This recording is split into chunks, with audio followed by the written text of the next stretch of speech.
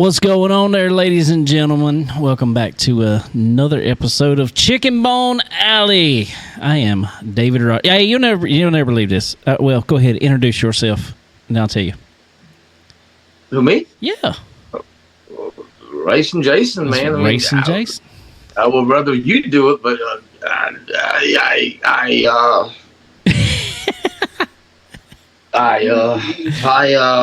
well, okay.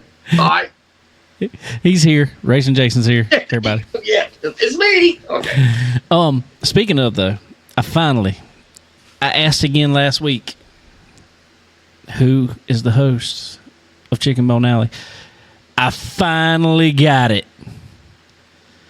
on the AI. Where'd it go? Gork or Gronk? Well, Gork. What's it called? Gronk. All right. Thank you, Gronk. All right, Dave, you got your show back, man. Woo, I feel better about that. It is me, then you.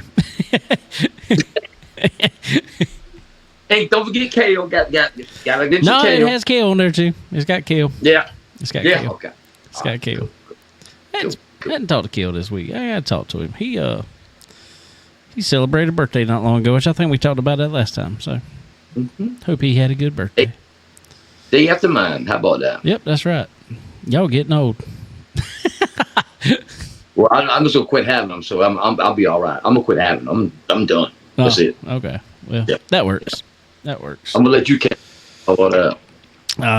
I think I'm stopped. Everybody says they stop at 39, right? That's where I'm at. So, I'll stop at 29.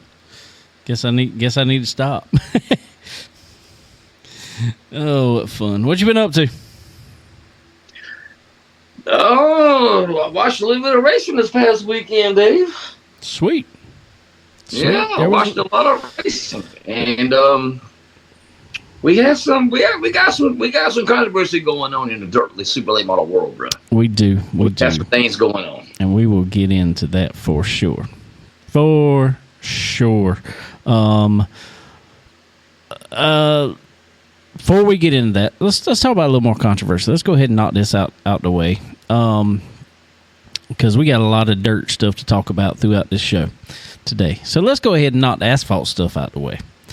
Something I want to touch on a little bit. It's kind of an ongoing saga. I don't know how much you've paid attention to it. I doubt much at all.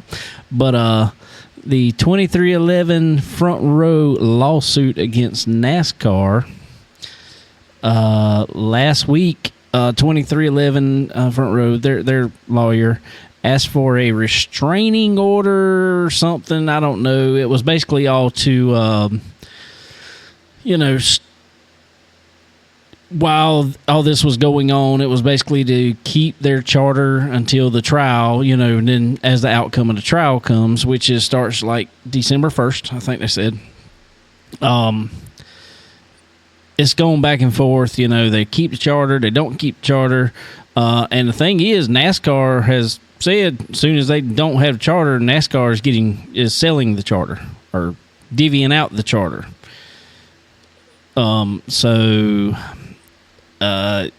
As of right now, as of last Wednesday, 2311 and Front Row Motorsports are operating as what they call open teams, which means if there are more than the set number of cars, which I think is 40, and they don't qualify in on their time as the open teams, they could be sent home, regardless of how they are in points or any of that. They are an open team.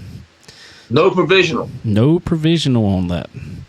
So if you spin out there qualifying, you wreck your car, you're done, basically. But in saying this, and this is a move that NASCAR has used, NASCAR basically cited in their rule that they can,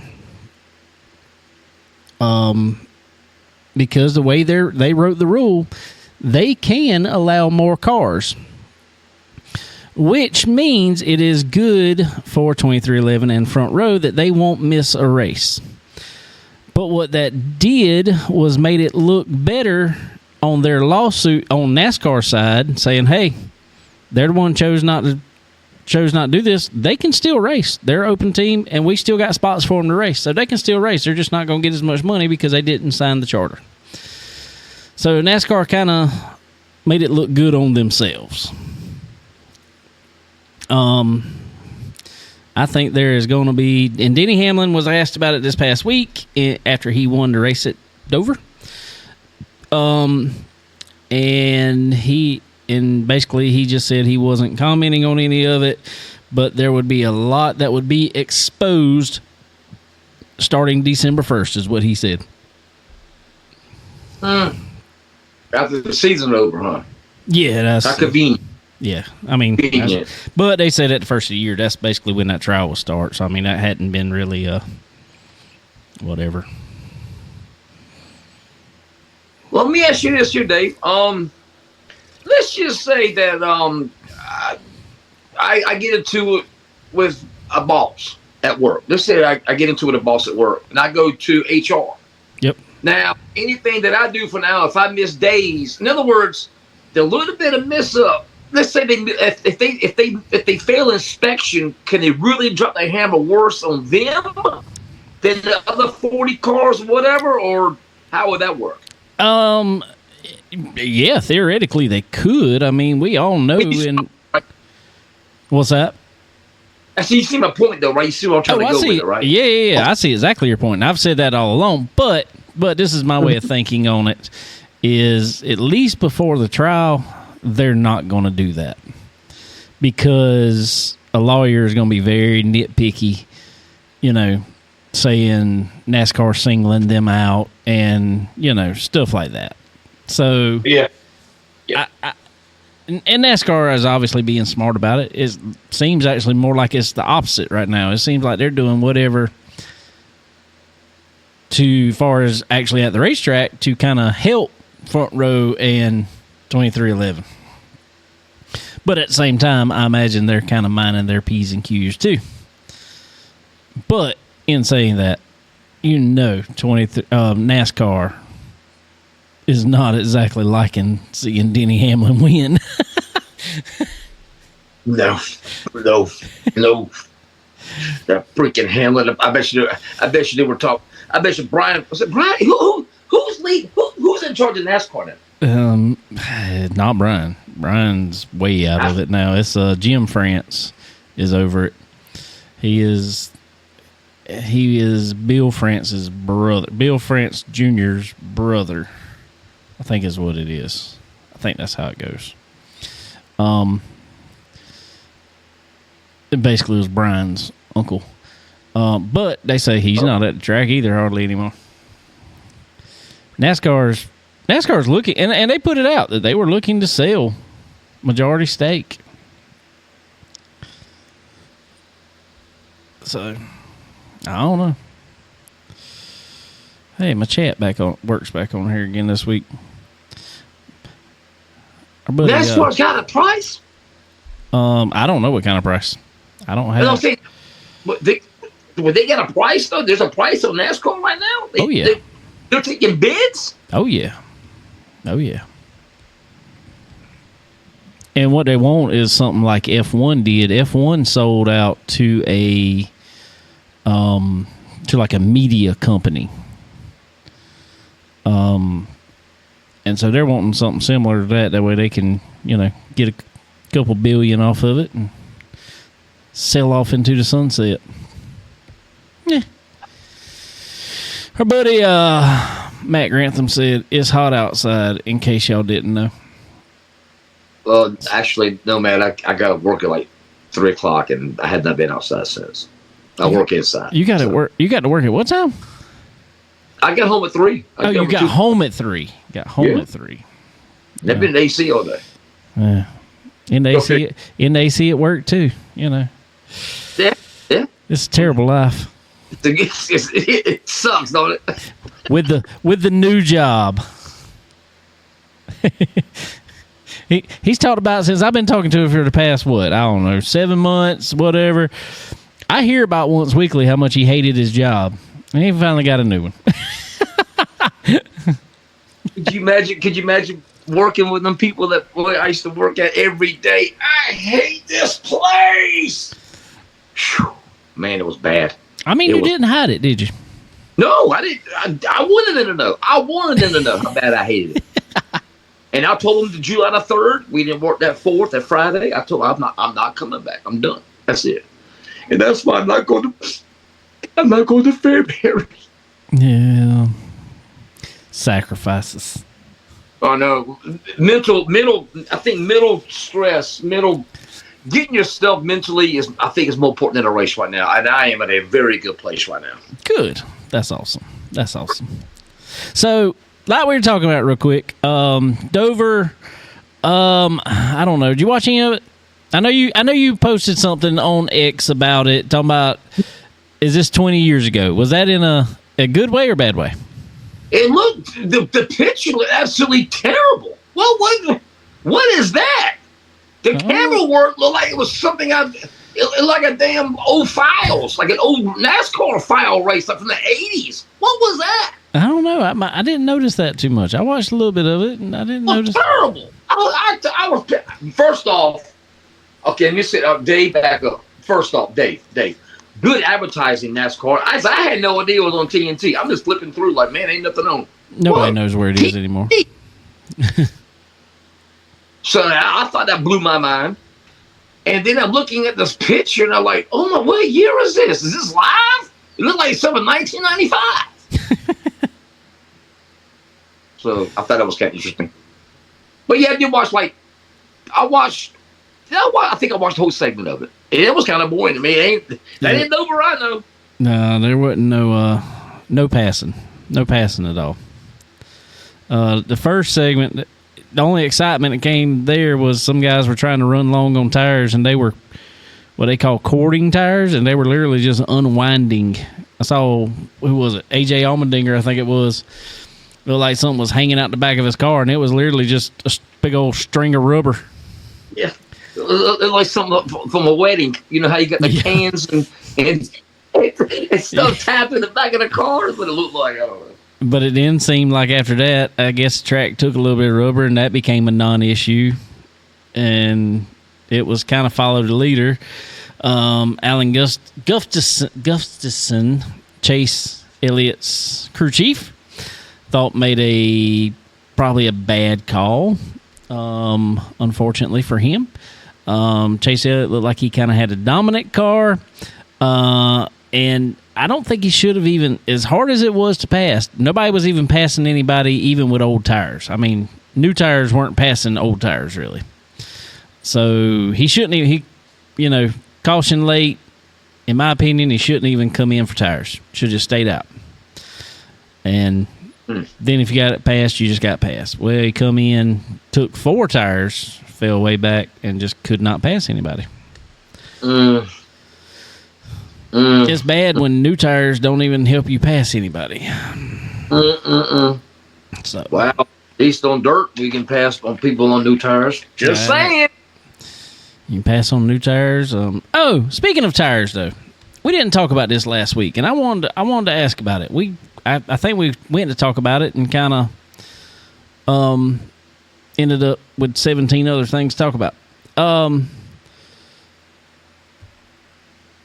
New series starting up 2026, I hear. And American Racer late model series. And from what I hear about it, there ain't going to be much tire work to be involved there either. It's pretty much bolt up and go. This could set boundaries. This really could open up doors for other series now. This could be big. This could be big. I can't wait for it. I cannot wait for it. Yeah, for sure. Let's go. Buddy Brian Blackwell said 20 car was the only one that tried to pass, and he spun both times. You are right. He did. I guess you had to be free to pass, and then if you overstepped that, you just spun out. Bell spun twice? Yeah, he spun there at the end, too. They had a red flag, 14 laps to go for rain. Rain pretty good. I said, hey, they'll call this race. That's done. Well, what they've started kind of doing is like, hey, this is our cutoff time. And I like this. I do like this. Dover don't have lights. So it's like, all right, this is the sunset. This is our cutoff time. And so if it's before that, they're going to try to finish the race out. I kind of like that. Yes, sir. Dave. Yo. If you know what's coming, how come? Let me ask you, okay, let's start with this. How come races don't start at 12:30, 1 o'clock like they used to? Because, well, I can tell you exactly why that is. All right, please tell me. Because prime TV time, that is, TV dictates all that now. They put it in the prime time to get the most money for their advertisements. If they put it on at 12 o'clock, that is not a prime time on a Sunday anymore. That is the reason the prime time football games are later in the afternoon. Okay, hold on, wait, no. Prime time football is because it's prime time under the lights, 8 o'clock, Williams-Brice Stadium, for instance. I don't disagree with that, and that's that. They like that also in NASCAR, but they can't do all that, so they put it as late as they can. IndyCar started at 1 o'clock yesterday, bro. IndyCar. Yeah, and I'm not disagreeing with you, but go look at the TV ratings. Oh, I don't crunch numbers like that. I do not know, bro. And I'm not disagreeing with you. I wish they would too. I wish they would start back, 1 o'clock myself, come home, grabbing some lunch from church and watch the race. I don't disagree with you. I wish they'd do that too. But I think those days are gone. I'll be darned. So in other words, they rather if they know rain is coming, you'd rather fill the pockets than care about the fans. Okay, every once in a while now, they'll bump the race up an hour or so. It has happened. If they absolutely know rain's coming, I don't think they ever thought they were going to get that race in yesterday, regardless of what time they started it. There was a 75% chance of rain the whole day up there. Oh, I didn't know. I didn't know that either. Yeah, so I don't think they thought they were really going to get it in. I think they thought they were going to get it started, run a little while, bottom's probably going to pour out or fall out, and they race on Monday. I think that was the thought process because there was literally a 75% chance of rain all day long. Ooh, 11 o'clock on a Monday. Ooh, that place be packed. Ooh. Oh, yeah. Let me tell you. Yeah. I've never understood at that track why they have not put lights up. That would be a cool race at night. Agreed. I remember when IndyCar went there. I bet you IndyCar under the lights would be good. Oh, yeah. Oh, yeah, for sure. So, put some dirt on it. There you go. I'm sorry. You thought Bristol was bad. Uh-oh. He went away. I don't know where he went. Something happened. He touched a button. Anyway, so let's real quick, while he's doing that, let's go get a word from our sponsors. Are you ready to unleash the true potential of your ride? Tired of feeling held back? It's time to experience the Pro Fabrication difference. At Pro Fabrication, we don't just build headers and exhausts. We engineer performance. Crafted with precision from high-grade materials, our systems are designed for one thing: maximum power. Feel the instant increase in horsepower and torque. Hear the deep, aggressive rumble that turns heads. Our expertly designed headers optimize exhaust flow, while our performance exhaust systems deliver that signature sound that you crave. But it's not just about power and sound. Pro Fabrication means durability you can trust. Built to withstand the toughest conditions, our headers and exhaust are an investment in long-lasting performance. Whether you're hitting the track, conquering the trails, or just cruising the streets, Pro Fabrication gives you the edge. Experience smoother acceleration, improved field efficiency, and that unmistakable feeling of pure driving exhilaration. Don't settle for less. Upgrade to Pro Fabrication headers and exhaust today. Pro Fabrication headers and exhaust. Quality that wins.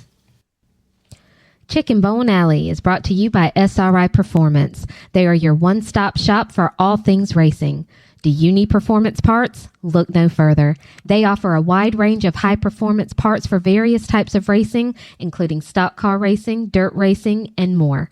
SRI Performance also has the most knowledgeable employees in the industry. If you're looking for that hard-to-find part, they've got it. And if you're wondering how to make it work on your car, they know it.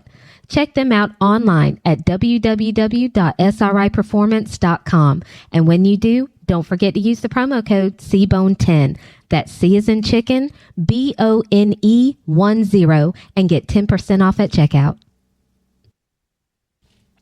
Stock Car Steel and Aluminum is a full-line steel service center stocking thousands of sizes, shapes, grades, and types of metals and plastic. If you need it, they have it. And if not, they work fast to find what you need and get it to you. Stock Car Steel and Aluminum also has the ability to cut orders to your specifications as requested. Their dedicated team not only brings many years of experience to the table, but they are always ready and willing to lend a hand with anything you may need. Stock Car Steel and Aluminum. Your material needs are covered here. Tired of leaving performance on the table? Ready to dominate the track? For decades, Earl Ramey Racing Engines has been the secret weapon of champions. We don't just build engines. We craft precision, engineered powerhouses designed for one thing: victory. From meticulous machining to expert assembly, every Earl Ramey engine is built with uncompromising quality and a passion for speed. We understand the demands of racing, and we deliver the reliability and raw power you need to cross the finish line first. Whether you're tearing up the asphalt or conquering the dirt, Earl Ramey Racing Engines provides the competitive edge you've been searching for. Don't just race, conquer. Contact Earl Ramey Racing Engines today and let us build your winning machine. Oops. All right. Also, ladies and gentlemen, go check out our good friend Skylar Whitfield, SkylarWhitfield.live. Go check him out. Let's see. Tonight, that's the 21st, right? Yeah, it is. Riptides in Myrtle Beach. I think he'll be on the second floor. I don't know if you ever been to Riptides, Jason? No. You should. It's pretty. No. It's a pretty cool restaurant down there. Pretty cool. Yeah. I say restaurant. It's pretty cool. It's a whole little. I don't know. It's like 3 floors, and it's a restaurant, but they also have some music and stuff in there, and it's really good, really cool. It's right on the beach. It's a huge building they built there, and it is it's really cool. So if you're down in Myrtle Beach area, head over to Riptides. It's a cool venue for sure. 22nd, Bums Beach Cafe in Myrtle Beach. 23rd, Ocean Crest Seahorse Eats and Drinks in Oak Island. You think they got some seahorses you can eat? Oh, yeah. Oak Island? Yeah. I love Oak Island. I do too. Love that. Oak Island has some good seafood up that way. For sure. 24th, there at the American Fish Company in Southport, North Carolina. On the 25th, he'll be at the Knot Windy Hill in North Myrtle Beach. And on the 26th, Neil and Pam's there in Surfside Beach, South Carolina. So head over, check our buddy Skylar Whitfield out. Great music. Go check him out. Apple, Spotify, all those good things, wherever you stream your music. And you can catch Skylar. Like I said, head over to SkylarWhitfield.live. You see his whole schedule, all his music. You can order CDs. You can order koozies like we got hanging around up here and all this other stuff. So go check him out. Good stuff for sure. For sure. Want to share something real quick before we go any farther. My good friend, Mr. Alan Dietz, sent me this today. But he put it out also. Happy for him. Alan has joined the UARA, which is the United Auto Racing Alliance, in an advisory role. So it's really cool to see Alan. He's been with Racing America for years, been on, you've heard him on the Snowball Derby. You've heard him on and the Oxford 250, but he's the announcer every week over there at Lakeview Motor Speedway and over here at Florence Motor Speedway and at Dillon Motor Speedway a lot of times. So it's really cool to see him jump back in a position. He was with, like I said, Racing America for years, and I guess that time came to an end, and now he is with the UARA. So congratulations to our buddy Alan Dietz. But, ladies and gentlemen, now let's go to the on the line here, our buddy, Mr. Layton Sullivan. What's up, man? How you doing, man? What's going on? It's been a while, man. You know something? I got to tell you something. You probably don't remember this at all. It's been quite a few years. It was at Charlotte. I can remember that. I came around with Randy Keene. Actually, he was walking me around the pits. It was actually when I first got started with podcast stuff, and I kind of interviewed you on a little live thing there at Charlotte. Well, it was really funny. After I messaged you the other day, Jason was like, "We need to get Layton on." I was like, "You know what? We do." I ain't talked to him in quite a while, and I looked something up, and it was really funny because I just haven't thought about it. My phone, when it rings, I've had this like collage of photos on it from a bunch of racing stuff, and one of the photos on there is when I'm talking to you. That's pretty crazy. No, I remember that. I remember Randy and y'all coming around at Charlotte. I remember because I was trying to get a PFC deal then. There you go. That's back when he was with him. Yep, it was for sure. That's cool. What you been up to, man? Man, working. I'm over here at the shop now. I just come and got in the truck and the AC to talk to y'all. Hey, best place to do it, man. I tore it all heck this weekend, so we're having to rebuild pretty much. Well, you know, that happens sometimes. It does. It does. And that supercar, you're going a lot faster than I thought I was, and walled that puppy a little bit. Well, where you were at, I think everybody does that. I think they do. These soft walls are scrubbing. I like that place. We seem to be pretty good there, but had some speed, and I think Dirty Air got the best of me more than anything, really. Well, I will tell you right now, when obviously you were showing some speed, I was actually over here in Florence myself. I was at the racetrack here in Florence Motor Speedway, and Jason texted me. And apparently you were going real fast. He said, "We got to get Layton Sullivan on the show." I said, "Well, I said, he must be going real fast right now." I was pretty proud. We out-qualified Jimmy Owens. I was like, dang. Yes! Oh, fun. Yeah, well, tell us a little bit about it, man. Tell us a little bit about your night over there. And, you just said you out-qualified Jimmy Owens, which is no, I mean, that's nothing to, I mean, in all honesty, man, when you're going up against a crowd like that, you take all the little wins you can, man. And, and so tell us a little bit about your night over there. How'd you unload, all that fun stuff? Well, in hot laps, I did not feel too comfortable. That thing, it was blowing dust on the straightaways. We were loose as a goose pretty much, and snowed up a little bit and hammered down in qualifying. It was really good and made good changes for the heat race and fell back early. I made a wrong move. I slid the 19 on the start and I went straight to the top. I should have went to the bottom to protect because the Stephen Roberts slid all of us. So I fell back to third off the rip pretty much, and then I rolled the top in and got the running and got back to second and was coming after Roberts, and he moved up just a little bit in the 3, and it just took the air completely off the nose, and it tore up the whole right rear of the car and had a flat and got in the B main, and we barely had time. We didn't even have the little spoiler, like the little right rear spoiler piece on the car. Like we didn't make any changes, barely had enough time to make it on the track, and I was just holding on for dear life, and we had a caution, and I went to the bottom, and they blew by me in the B main. Didn't even make the race, which sucked. As good as we were, that just shows that one little thing just trickle effects and you make the show. Well, I got a question about that.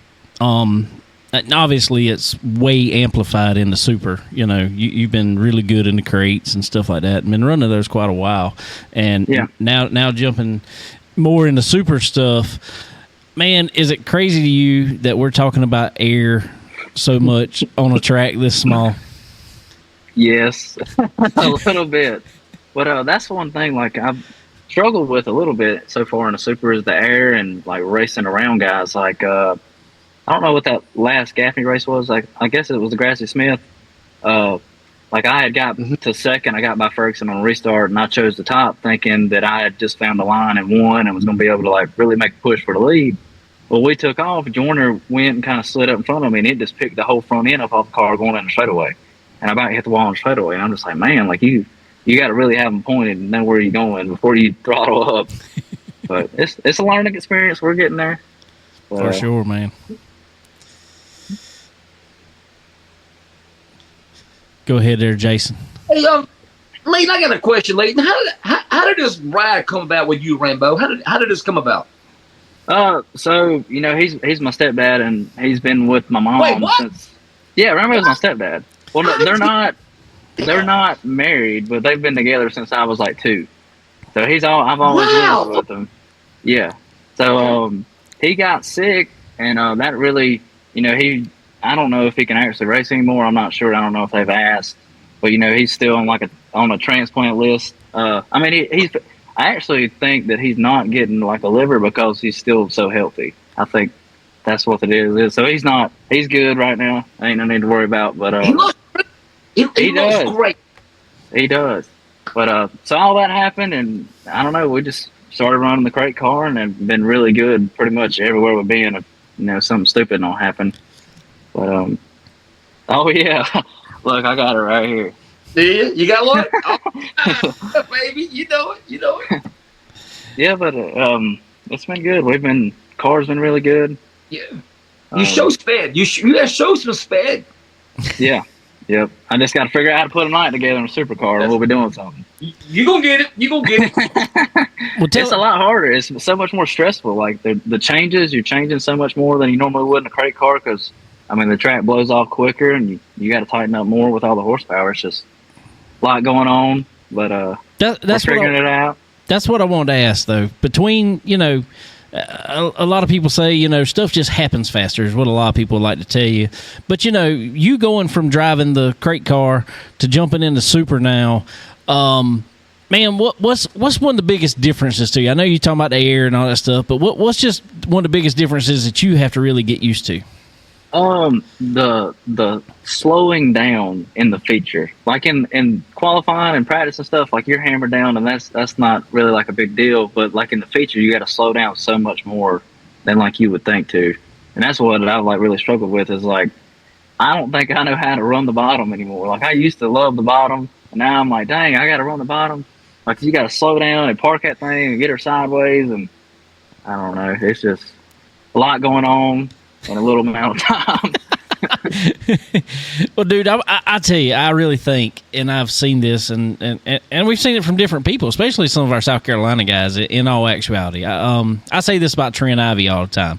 I think Trent Ivey became a good super driver, in my opinion, because he was a good crate driver, because he knew how to make that car roll and just keep speed in it, and I think there's something to that, and I think you can do the same thing personally. He kicked our tail for a long time. That is for sure. But yeah, I feel like we've been just as good as he's been here recently in the super stuff. But I don't know, just like for instance, like at Gaffney and one of them, I think it was a Duval race. We went out there and blew a right rear tire in hot laps, and that just like killed us that night too. It's just little stuff. But, get behind the 8 ball like that, man. It's a whole lead now. I don't care who you are. You turbo anyway. It's hard to do yourself when you do that. It really is. Because everybody's so good now too. Everybody's got good stuff. All the drivers got tons of experience. People don't make mistakes. It's just hard to rebound when something puts you back like that. Well, it's that, and I've said for many years, I'm an asphalt racer around here because we just don't have dirt tracks down here. But, we're different. We go out and we got, an hour of open practice, hour and a half of open practice. We got, if you want to go run it, then you got 2 rounds of 30 minutes of practice or 20 minutes of practice and stuff like that. No, you dirt guys, y'all go out there, do something like that in hot laps, blow a tire like you said. Yep. All of a sudden you're behind because you didn't really get a good read on the track at that point. Yep. I mean, that's what a lot of people say anyway. And I mean, I've been there watching. I love watching dirt racing. I love being around you guys, dirt racing. But wish I was sometimes. But man, when that happens, it's tough because I mean, you just like you said, you're behind at that point. Yep. So yep. And that's what, like, another challenge is, like, I've been trying to get Rambo to go test, like, because, I mean, like, I am a diehard Excel racing chassis man now. Like, I love these cars, and they just suit me really well, I feel like. But one challenge that we're having is we're the only super guy running those chassis. Cody Everton ran them last year. That's right. And but I think we're the only one in them right now. But so, like, we are pretty much having a test every time we go to the racetrack, trying to figure out what works on the supercar versus, like, the crate. And, like, we need to go test, but, like, we don't want to put laps on our motor, that kind of deal. So it's just a balance, pretty much. Do you like being the only XL out there? I mean, you have nobody to exchange notes with. So, Layton, y'all are basically on the island by yourselves. I like that, personally, because, I don't know, I like being different. I don't like that everybody's in Longhorns. Like, I don't know. I just feel like it's, I don't know, what's that word, monopoly or something like that? Yeah. I like being different. Yeah. Because I feel like we got something that nobody else does, That's well, right. don't be quit being men are trained in Baltic. Let's be Park Place and Boardwalk, all right? No.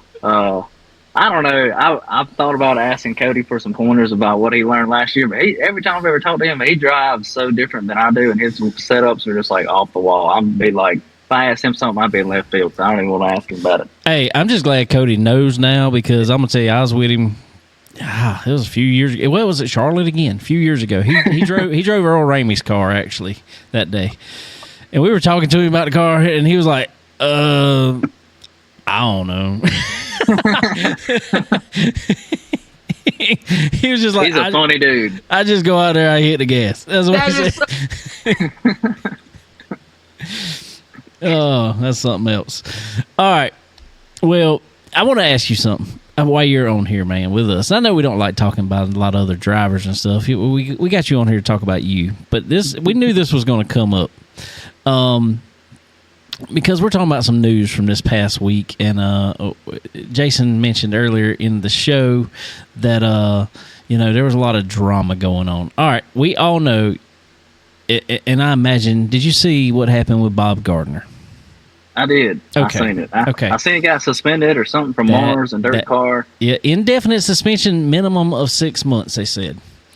Well, you as a racer, what do you think of something like that? Do you think that suspension fit? Do you think that was just what? I don't think I want to comment on like a suspension or nothing, but from look at it from his perspective, he was upset. Did he mean to flip the guy? Probably not. I think that was just a freak thing that happened. But regardless, you really shouldn't be hitting nobody with your race car under caution or anything like that. Because the way I look at it now is like financially, if I tear my stuff up, I might pay for it too. It's a lose-lose there if you're hitting somebody under caution. 100%. I'm with you. I'm with you on that. Now, to quote Jason here this past week, he told us not all to be hypocrites because if it would have happened at Gateway, everybody would have been jumping up and down and buying T-shirts. Well, I mean, that's probably true. Honestly. I don't know. I feel like Gateway is a different world. It is. All right, back to you. All right, so, man, what you got coming up next for you? We're going to Fayetteville this weekend. It's a clash race. And then we're going to the beach. We're leaving Fayetteville and going straight to the beach after that. We're going to get somebody else to drive the holler back. And then, so that next weekend, I think that's like the second we won't run. But I think it's the 9th and 10th or something like that, or 8th and 9th. So Friday, Saturday cruiser races. I think we're going to run those at 3,000 at Tri-County and 3,000 at Dixie. That's as far as I know right now. Nice. But we try not to plan too far ahead. What beach you going to? Dirty Myrtle. Dirty Myrtle, right down the road from me. Oh, yeah. That's Murder Beach. Murder Beach now, yeah. I know. It's a little scary some places. Y'all ain't going Y'all going to hang out in the campground like everybody else goes down there? Yeah. Does? That's a Rambo thing there. Like, I want to go on some random beach in Florida and just chill. Rambo wants to go down there to Ocean Lakes and talk to all his friends and stuff. Everybody loves Ocean Lakes. Well, that's the thing is anymore you go to Ocean Lakes and it's everybody from the racetrack there. I'm like, it's the same crowd and just a different location. Like, I know Trent and Petey and them, Ivy and them were out down there this week. Yep. But, okay. Rainbow's got friends? Wow, I wouldn't imagine that. Okay. No, so, okay, here's a little fun fact. So, my girlfriend is Trent's cousin. So, we talk a little more than we used to. Oh, God. Oh, God. Oh, man. Hey. Dang. Oh, right. dang. Y'all keeping it Yeah. ain't you? Apparently, Petey told her to stay away from him when we first started talking. Go figure. But no, we've been together over a year now, so that's been going good. Good. Well, you're doing good. Doing good. That's awesome, man. Well, man, I sure appreciate you coming on here. Who all you got to thank, man? Let everybody know who all out there helping you this year. SCP Trucking, Hammerits of Gaffney. You know, Kelly's helped Rambo for a long time. Norman Nichols with Nichols Plumbing. David Dick with Little Boy Trucking. Mark Tudor Race Shots. He's been a tremendous help to us this year. You know, we got running Penske's as well. And STI, Service Transport Incorporated, you know, they help us get our tires and stuff so we don't have to get them delivered to us. You know, they just bring them to us. We're really looking for some more help, honestly. You know, to be able to race like we want to, we'd love that. We got some spots up on the car if anybody be willing to help us out. Well, let sure we use it. Let everybody know where to reach you at if they're interested, man. All right, just my personal Facebook is Layton Sullivan, and I've been trying to create a little social presence on a racing page I just started. It's just Layton Sullivan Racing. Trying to be like one of the big guys and build that up a little bit. And I tried to make some TikTok videos and stuff, but that stuff is hard. I do not know how to do that. Dude, I'm telling you, it takes so much time. I even say it with this. I'm like, if I didn't have a regular day job, maybe I could do that, but... Like, I tried for like an hour to like clip together some racing videos. I don't know what I was doing. Like, it took me forever, and I just finally gave up on it. I'm just letting you know there are paid services that do it, and they cost money too. There are paid services to do it, and that's the best way to do it, though. I know. I seen there's some guy out of Spartanburg. He's AM Medias. He does really good videos. I've never even talked to him before, but I'm gonna shout him out because I love watching his videos. They're super cool. There you go. Maybe we can hook y'all up there. Maybe. Yeah. Well, cool, man. Well, dude, we sure appreciate you coming on, hanging out with us. We're going to have you back on more often, man. It's been fun. I'd love to. I appreciate it, man. It's cool. It's cool, and Jason's got me, going back in. He's like, we need to talk to our South Carolina guys around, or our guys around here some more. I'm like, we do. It's just been. Everybody races so much anymore. It's insane. I know. It's trying to. I know. Like, them Lucas guys are like all the time. Between that and like over the summer, all that Hell Tour stuff, I'm like, we don't have any time to race. They're racing every night. I mean, you can't talk to nobody. I know. That's what we're trying. We're trying to get to a team sort of like that. But we gotta run a little better and get a little more experience before we can get there. Well, man, the speed's coming your way, so I believe you're gonna get there sooner rather than later, man. So if anybody wants to get on that car, please hit up Layton Sullivan there and get on, help him out. We got a T-shirt right there. We can go find some more T-shirts. There we go. Go sell some more. I know. I see Jason's wearing it. I appreciate it. I love it. Well, man. T-shirt. There you go. Well, man, I sure appreciate you jumping on with us, buddy, and we'll have you back on soon, man. All right, appreciate it. Thank you, guys. All right, dude, take it easy. All right, see you. See you. All right, everybody, Mr. Layton Sullivan. Good to have him on, hanging out with us. He's awesome. Oh yeah, for sure. He's awesome. I was surprised he remembered that, and it was really funny because I was looking for that story. What happened again? Now you was in Charlotte. Yeah, it was really funny. It was the oh god, what is the week before the World Finals? World Track Championship. Yeah, that's it. I tell you, I'm terrible with names of stuff. I was up there, and I want to say it was actually Halloween. And my buddy Randy Keene, who's now with SRI, like he said, he was with PFC at one point in time, then started his own thing. Anyway, he's with SRI now. It's great. I met him up there. He was like, walk around with me. I'll introduce you. Because I knew who people were a lot. Well, I knew who, like, the super guys were. That's what I knew. He was like, walk with me. I'll introduce you to somebody. I didn't really know a lot of people there. The only one I knew that was there was Kyle Strickler, and he was driving one of the modifieds. Okay. It was really funny because I knew him already. So I'm just hanging out in his trailer all day. I'm like, I don't know anybody else. I'll just come over here and hang out with Kyle. That's when he drugged that Longhorn out of the woods and went out there and spanked everybody with it. I went over there. I'll tell you something funny about that car. Probably a lot of people didn't see. That was when Lowenbro had just got back into the modified deal, and he was trying to start them. And that was right before what's the guy's name owns Longhorn now? God. Arpin. Yeah. It was right before he bought it. Right before he bought Longhorn out. Or bought the, majority out. Whatever. Anyway, so Strickler drugged that car. It literally, he said, it had been sitting in the woods for 5-6 years. It was old Longhorn modified. He took it over to the shop. They painted it, hung a body on it, fixed it all up. Everything was so different on it because of how old it was. They literally had to notch out. It was cut. The frame on the left front was cut. If it would have hit anything, it would have just fell off because the headers did not go around it correctly.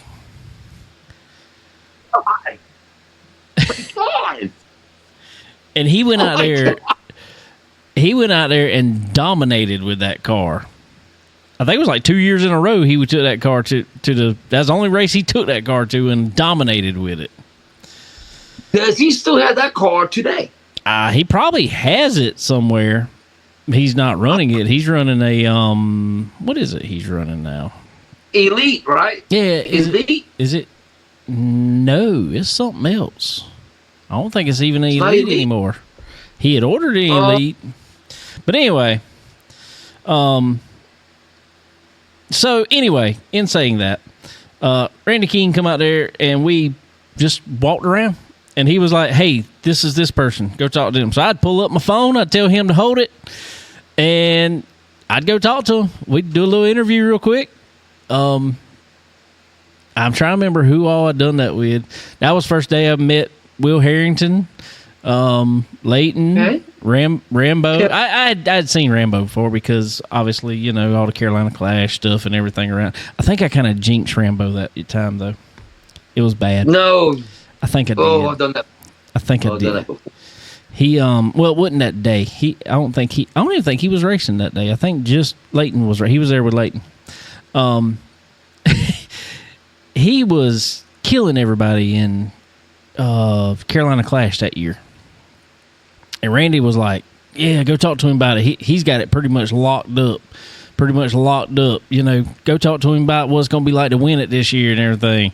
I was like, okay, cool. So I kind of go over there with the mindset, he's pretty much got to start another race, and he's got this locked up. Yeah, he goes out and ends up getting 2 DNFs last 2 races and lost it. I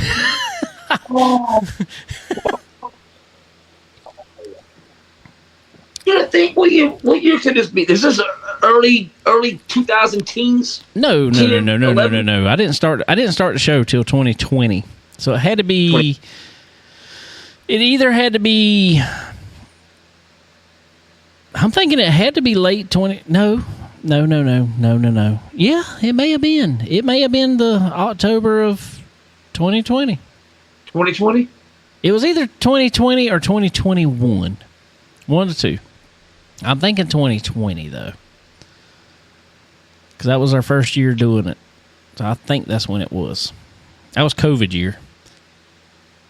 I'm trying to think who won the championship. Oh, well, was there a championship that year? Well, so it may have been. If not, it may have been 2021. Jeff Smith? I can look back and find out. I gotta go get her. No, I'm saying I can look back and find out and tell you exactly what year it was I was there. It's just, let's see. Yeah. I'm gonna pull this up. I'm actually gonna pull up again where I here it goes. It was 5 years ago. It was that was November 5th, 2020. Wow. I was there. Wow. Let's see. Jace Rambo. Oh my god. Oh my god. Oh my god. Jace Rambo. Hold on. I'm gonna show you something real quick. I'm gonna walk up to the camera and show everybody something real quick. Alrighty. Uh-oh. Uh-oh. Uh-oh.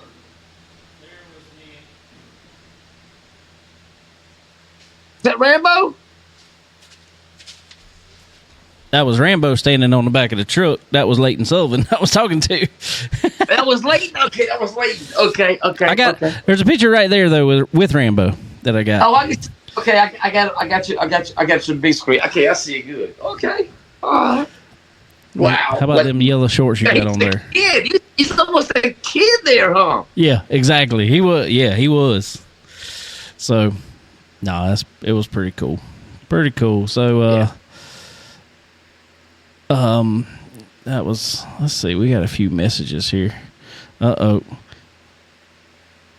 Matt Grantham said it's time to get a second job. LOL. Yeah, it's always time to get a second job. Bert, what's up, man? What's going on? Saw y'all were over at Sumter with the Crown Vics this past week. Douglas Briggs, what's up, man? But anyway, so appreciate Layton Sullivan jumping on here with us real quick. Want to go ahead and thank real quick, though, our good friends over at MPM Marketing, www.marketwithmpm. Go over there and talk with Tanya, and you see it on Jason's hat there. Go talk with Tanya. If you're in this game of racing and you need to get ahead in this on the media side, because I'm going to tell you, the marketing side, getting in front of the faces that you need to be in front of, you got to talk with somebody that knows everybody in the business. And I'm going to tell you what, Tanya knows everybody in the business. So go hit her up, and she'll get you set up for sure for success on the marketing side. So www.marketwithmpm.com. Also, Dixie Made right here in Florence, South Carolina. Dixie Made, it is your one stop for all your clothing essentials, all this back to school stuff. Because let me tell you something. I don't know if y'all know this or not. I don't know how it is everywhere else. But guess what? My kids start back to school next week, July 28th. Are you kidding me? Nah, dead serious. That is their schedule anymore. But I kind of like it. It's kind of cool because what they do is they go there like each quarter. So they go there 9 weeks, and then they're out a whole week. Then the next 9 weeks, they're out another whole week. So like around Christmas, they just basically add on another week. They're out for almost a month at Christmas now. Oh, so it kind of spreads out through the year. So you ain't necessarily just got to go on vacation at in the summer. You can kind of plan some throughout the year, but it's really cool because regardless, head over to Dixie Made and get all them back to school clothes that you need right here in Florence, South Carolina. So head over, see our good friends at Dixie Made. Also, Fresh Chef, you are up in the Race City area, as we like to call it, of North Carolina. And Race City, I think now is pretty much, halfway across the state. Head to a local Fresh Chef. They are daily food and drink specials. It is some of the best stuff you will ever put in your mouth. I'm telling you. Awesome food. Awesome food. Tell them we sent you up there. I'm going to tell you what. They got some shrimp and grits. It's awesome. They got some pork chops even. They're awesome. Everything I've had from there, and I've had multiple things. Oof. And it has been amazing from Fresh Chef. So, yeah. I'll be the fun. I gotta check it out. You got to check it out. If you head up that way, you got to check one out. Gotta check it out. If you head up, Charlotte this year, since you've been talking about Charlotte a lot, you got to check out a Fresh Chef. I didn't make it in February, but I'll be at Charlotte. There you go. There you go. All right. We just talked about it a little bit. I want to let you kind of tell a little bit more about it, who all it involved. I will put it out there, I did reach out to Bob Gardner and some of his crew just to give them a chance. Want to give him a chance. If you want to come on here and talk about it any. We've had Bob on here before. I like Bob. I like Bob a lot. He is a nice guy, super nice guy. I know you've hung out with him, Jason. Would you say that the kind of actions that took place were a little bit out of character for Bob Gardner? Would you say that? Definitely out of character. That's not what Bob Gardner does. Yeah. So set it up for us. Tell everybody who was all involved, and or if you remember, kind of what happened. All right. First heat race of the night. Going battling for the pole, Mars race, Farmer City. Darren Klein throws a slider. I don't know when a slider's a dangerous slider or a bad.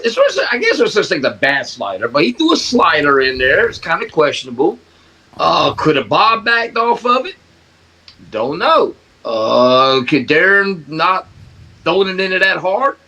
Don't know. So Bob took a little bit of nose damage, took a little bit of spoiler damage, and I guess he thought he was done for the night. So he spins down. Poor Dylan Thornton Jr. III, he got taken out of it. So he got caught up in that, which Bob apologized for that. So Bob stops at the bottom of the racetrack, and they were going around, coming for the caution flag. Well, Bob, I'm sorry? They were still under green, actually. They didn't throw the caution. Oh, that's under green. Yeah, because both of them they were headed to the infield, so they didn't throw the caution. Yeah, they threw the caution. So Bob said, wait a minute, let me throw the caution out. So he came back onto the racetrack, stops, let the field go by. So now the field's going around the back, 1 and 2, going to the back stretch. Bob said, hey, wait a minute. I cut through the doggone infield. So Bob cuts through the doggone infield, waits for Darren Klein, number 10 car. I thought it was over with. He kind of, nudged him a little bit, whatever. Kind of nudged him. So Darren got in front of him. Bob decided, you know what? I don't think it's over yet. He hit him, and when he hit him, you know how the noses are on these cars. They're like a dump truck or like a tractor. They're a ramp. A ramp. Yeah, there you go. Excuse me. And just hit him in a sweet spot and flipped him on his lid. So Matt Curl's you can hear him I put the video up on Twitter and TikTok, and you can hear Matt Curl, 4G, you're done for the night. You're done for the night. And man, Matt Curl, I didn't put that much I didn't put all this on the video. Matt Curl jumped in that doggone four-wheeler straight to Bob Gardner's hall. And Bob was really wasn't that, he wasn't throwing hands up and nothing. He knew it was wrong. Bob knew he was wrong. He didn't do all this point and all that stuff. He was like, yeah, I took it like a man. Yeah, okay, I did it. Yeah, you could tell. Yeah, that's what he was saying.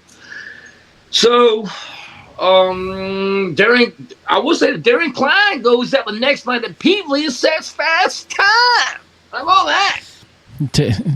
That was the easiest flip I think I ever seen in my life. I mean, it was really. It was a slow roller, wasn't it? It was just like bloop. That kind of rocked a little bit too. Did you see that? It did. Kind of rocked a little bit. Yeah. So now Bob is suspended from all dirt car races, World of Outlaw races, no Eldora, no Fairbury, no nothing for 6 months. Well, it says the way the suspension reads is indefinitely, minimum of 6 months. Could be longer. I don't see it being any longer than that because Bob has been a loyal competitor of the Mars Tour. He's raced every race except for one since 2023, I think they said. Yeah. All right, man. Okay, I put up. Me and Kenny Wallace had a pretty good conversation on Twitter. I love Kenny, man. Kenny's awesome. Kenny called Bob insane. Kenny kind of threw him under the bus, I thought. I mean, not Dave. He threw him under the bus, ran him over, and backed him up. Yeah, I mean, yeah, I get it. And Kenny's thing, I think, was more of. I don't even think it was more to flip. I think people were looking at it, and he. I think Kenny was looking more of the going on the track backwards while it was green. And I think that's a lot of the thought there. And I wonder, and even the press release they put out, you know, the penalty report, I read it all. And that was kind of a big thing. It seemed like it was kind of a big thing in it, going back on the track backwards under green. All right, Dave. Okay, here's my thing. Now, I've been taking bullets. I've been put a soapbox up for Bob. You know, I backed up Bob on this because here's why I backed up Bob on this. Like you said, like you told Layton, if this been Gateway, what would have happened? Exactly. They would have sold a lot of T-shirts. 50,000 people would have absolutely gone crazy. I got to ask this because I have yet to, I don't really know. Is Gateway a quote-unquote sanctioned race of any sort? I didn't think so. Invite only this year, though. That don't surprise me. They only got so much room. I guess, you know, having 300 cars between two divisions. I think they need to bring back. Cody. I ain't saying they need to bring back midgets, but I think they need to bring something small there, like legend cars. Legend cars would be awesome in there. I think they tear too much stuff up, bro. It ruts up too bad. I really do. That's they tear up too much stuff anyway. One time, well, I asked Kelly Carlton because you know he's the race director there, and I told him to have a big old front wheel drive race there. He said, "Man, that'd be awesome. He'll tear stuff up, bro." It will. We know that. We know it's going to tear stuff up. We get that. That is kind of. I mean, unfortunately, Gateway's kind of the novelty that we know that that's what's going to happen. I mean, yes, they want it to be a serious race, and it is a serious race. But why not highlight?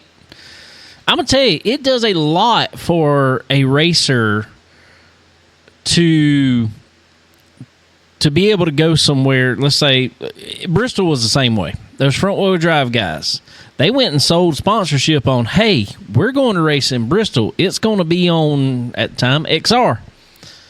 It's going to be a big televised event.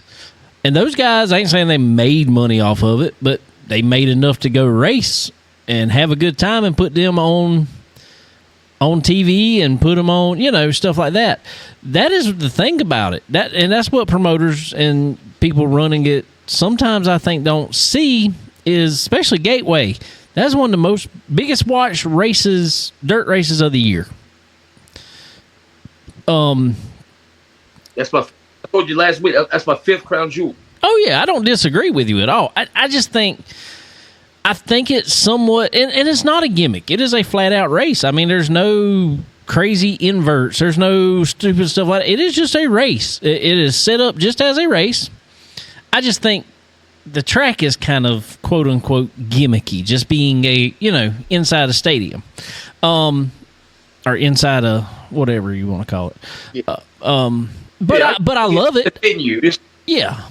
I get it. But regardless, I love it. I love watching it. Oh, I do. Oh, Dave, my 5th crown jewel. Come on, bro. I got a question for you. I've been saying this all weekend too. Okay, what Turbo did with the Bobby Pierce? Yes, he almost took Bob's arm off. Yes, he almost ran over a track official. But with Bob and Turbo, you see one being worse than the other? All right. First of all, I feel like Bob was more in the wrong there because Bob shouldn't have been on the track.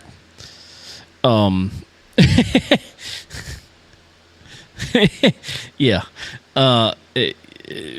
If they're in the car, I mean, I hate to say it. Yeah, we're talking about whatever super late models weigh now. 20, what do they weigh now? 20 what? 2,800 pounds. 2,800 pounds, yeah. We're talking about 2,800 pounds that people love to call them weapons. I'm not disagreeing with you. You can get hurt, but I promise you, if you're standing outside of it or if you're strapped in it, I'd much rather be strapped in it. I promise you're a whole lot safer.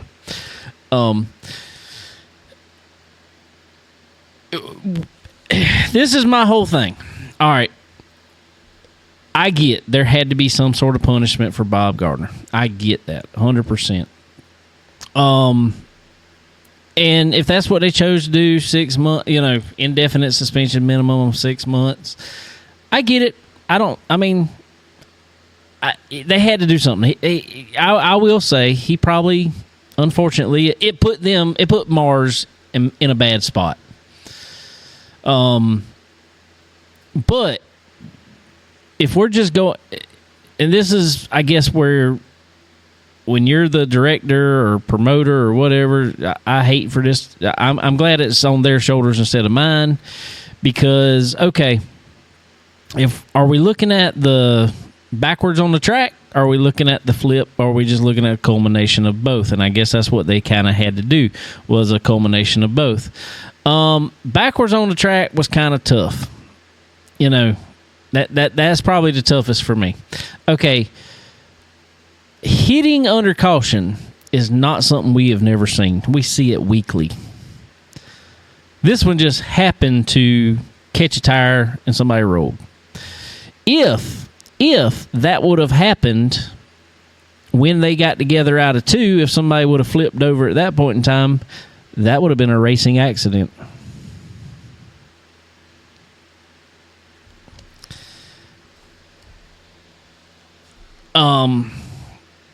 I get we don't need to be hitting people under caution, but they also, I'm not saying we need to do either one, but they also get mad at you for fighting outside the car. And people like, let's say Bob Gardner. Bob Gardner works on his race cars. Bob Gardner, he is a racer's racer. I mean, that's what he is. He has a passion about the sport, as everybody should. Somebody goes tearing up your car, you're not going to be happy.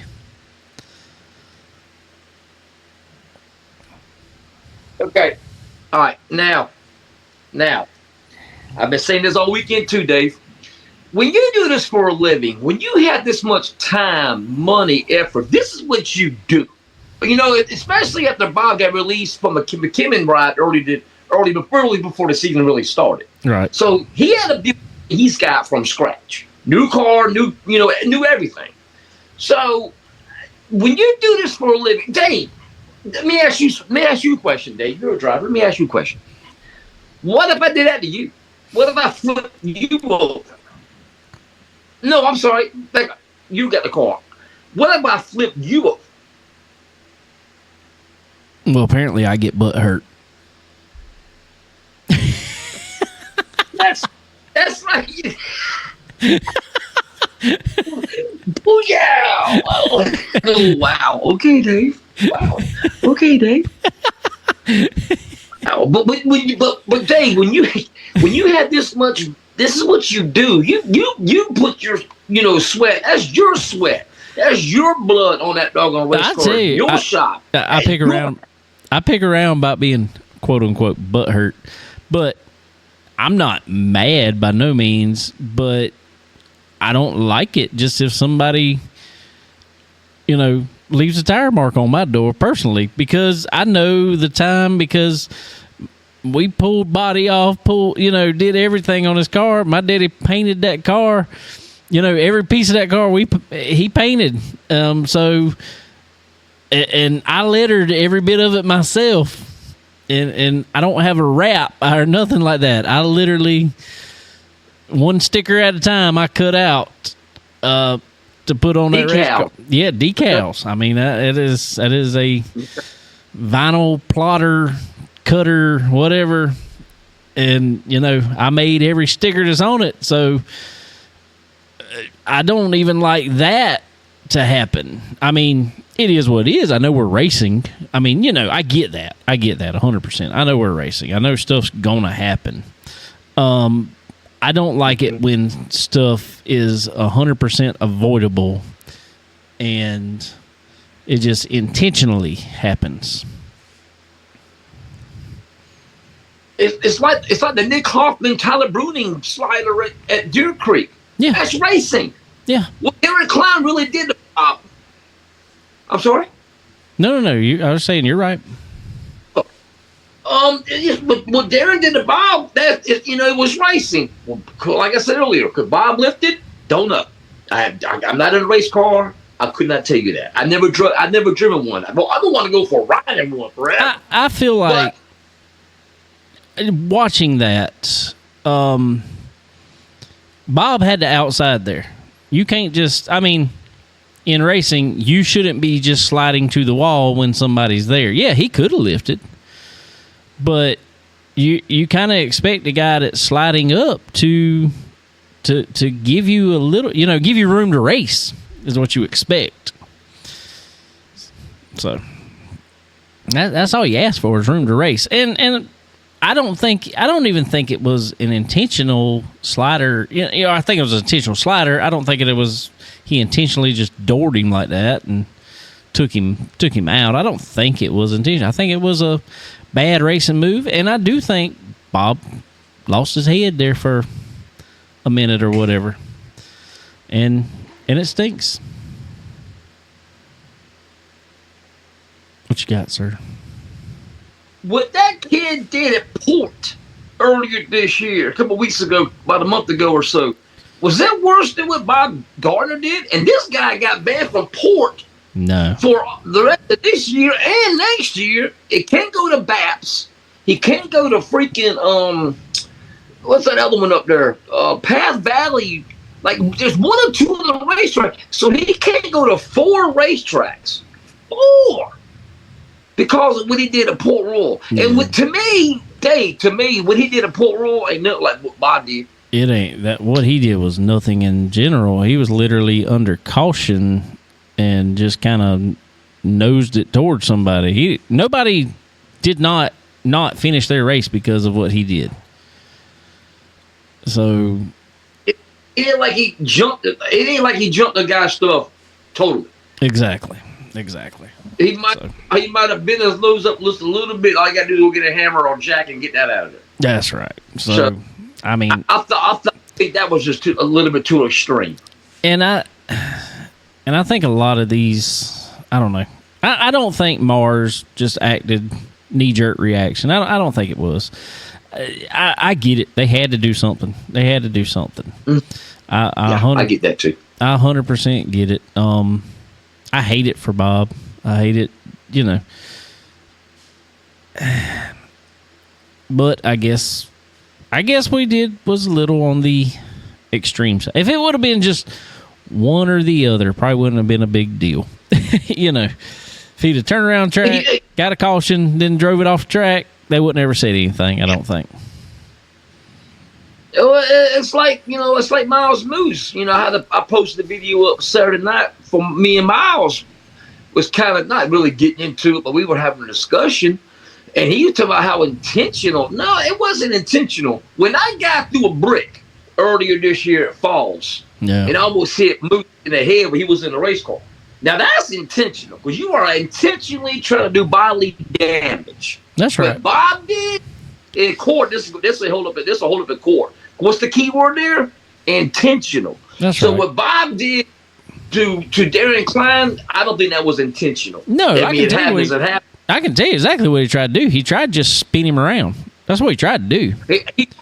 He tried to flatten his tire. That's what he tried to do. I mean, it's one or the other. You trying to, give him a left rear flat, or you trying to spin him around right there. That's all you're trying to do. Unfortunately, that's not all that happened. It's a shovel. That's all. In front of the Super Bowl. What is it? It's a shovel. That's all. So, yeah. I don't know. Like I said, I hate it. I feel like, personally, I don't think it deserved what they called it. This is just me. I don't think it deserved a quote-unquote indefinite suspension. We know. Well, we know. I've had people on my Twitter page. I've had people comment he should be a lifetime ban. Yeah, no. Lifetime. No. I'll put it this way. We've seen people do worse at Sumter. And they're still racing.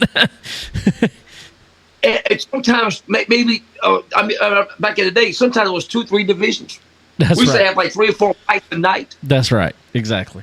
I personally, I could not have argued with them if they would have said, and essentially this is what this is doing for the most part, if they would have said, you're done for the season. I couldn't have argued much about it. You know what I'm saying? Excuse me. Bless you. But put a timestamp on it. Right. They didn't put a timestamp on it. That's exactly right. And I wonder if that was kind of just a deal that, hey, it looks like we dropped the hammer on him, but in all actuality, come the first of next season, he can run again. Yeah, out the gateway, right? Exactly. Exactly. How convenient. That's what I'm saying. So, well, technically he can go run gateway. He can't run gateway. Yeah, it's unsanctioned. It's not sanctioned, so he can't run gateway. Exactly. So that'd be a fun one. Brandon, what's up, my dude?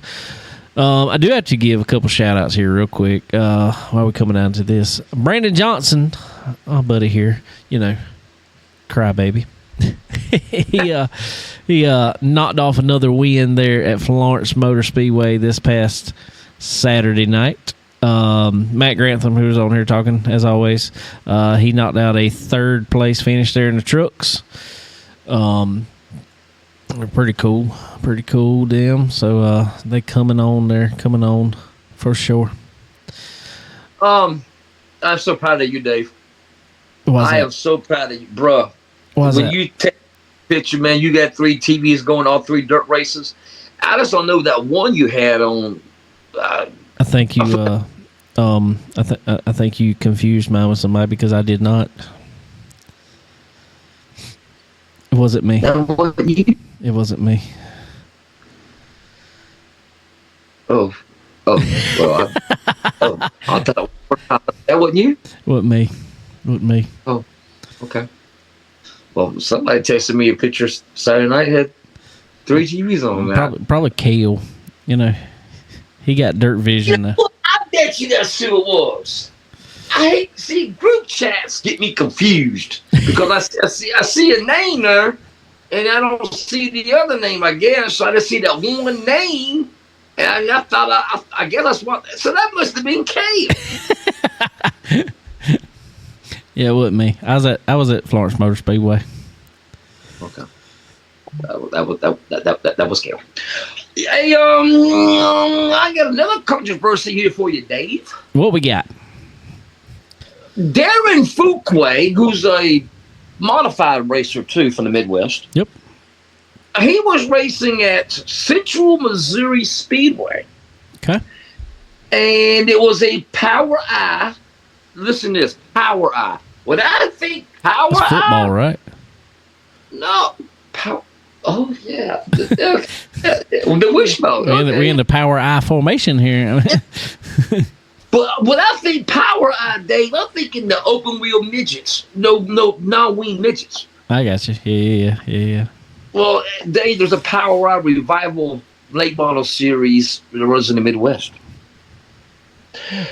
Well, anyway, Mr. Fuqua, Darren, he won, and a questionable slider was thrown by Aaron Moret, and he got damage from it. But he went on to win the race, Dave. But he failed the droop. Post-race inspection, you know why? Why is that? The car sustained so much damage from the slider that the car couldn't register the droop. So he got DQ'd. Went from winning the race to being DQ'd. Hello? That just ain't right. Okay, all right. That's what I kind of want to go with there, Dave. Yeah. This is the exact reason I say, and like I've said to you before, get rid of the droop rule. Thank you. Limit like in any class, whatever class you want to run it in, limit your left rear shock length. Ooh. And there's no need for a droop rule. You know, the late models, they've had a chain on forever. They've had a chain on before. They got a chain anyway. So we got chains on ours. There you go. Yeah. So we got chains on them so they don't overextend the shock. I mean, that's why we put them on. If something happens, you don't bust your shock open.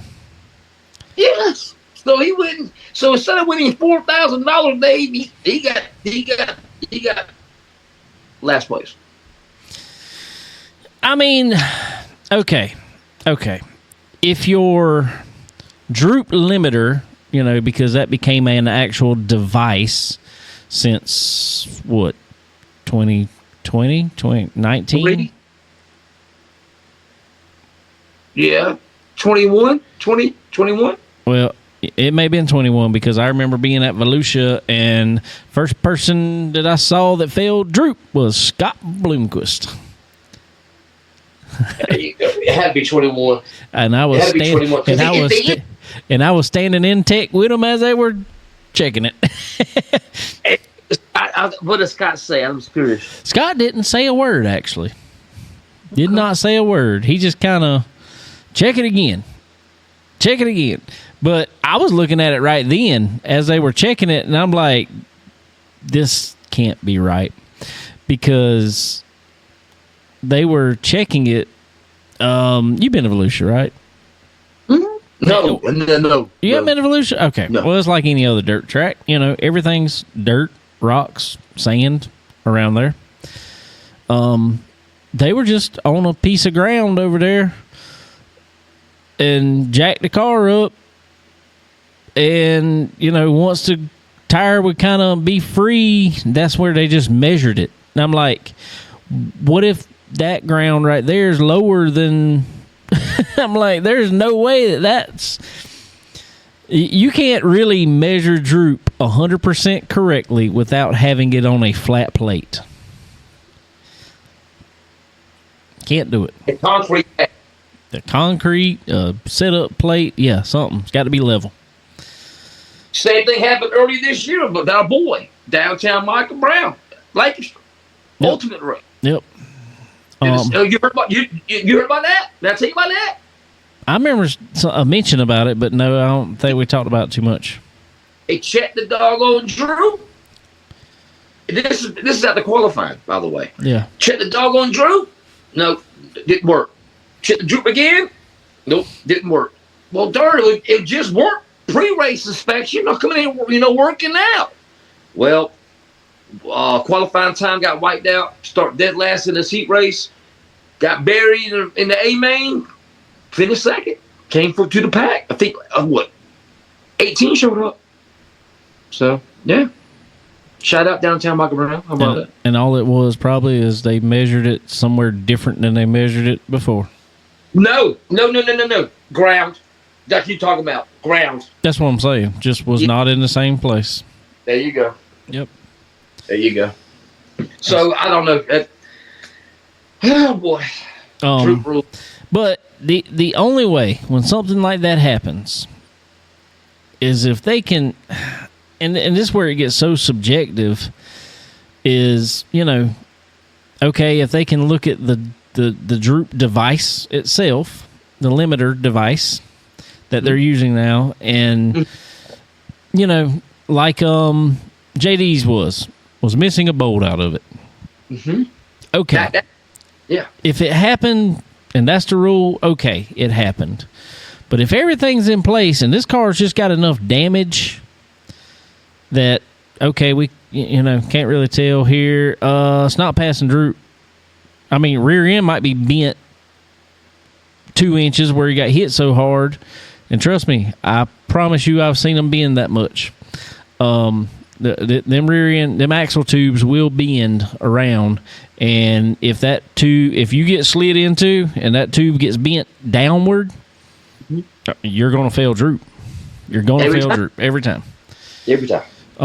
So,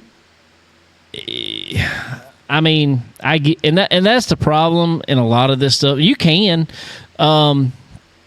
but let's say, and we talked about this with Steve Zacharias and Brian Voss here in studio a few weeks ago. When Florence Motor Speedway was NASCAR sanctioned, they are no longer. They are under their own banner, which is the URA now. When they were NASCAR sanctioned, okay, if somebody come up and protested somebody, well, they check it at the track from the official at the track. Well, if I say it's my car, if say you're checking motor, official at track calls my motor illegal, I can't appeal that. But then the track owner / promoter had to take that motor one day during the week, even if they had a day job or whatever, they had to take it up to Charlotte, up to the NASCAR R&D Center, and sit there with it while somebody tore that motor down and looked at every part in it. But what I'm saying about that is, fortunately, it stunk for them, but at least there was somewhere to appeal to. I'm assuming this guy has nowhere to appeal to. It's just going to fall on what was there. The Power Eye Revival Series. Yeah, Power Eye Revival Series. Yeah. Whatever that is. Yeah. I mean, I'm glad they're racing it. That's great. But boy, stuff like that's a good way to lose a lot of your support. Yeah, I agree with that. That well said. Well said. If I was there in Fuqua, I'll find me something else there, brother. That would piss me off. I'm sorry. Excuse my language. Oh yeah, you're right. You're right. That's when there's damage involved, it's hard to do stuff like that.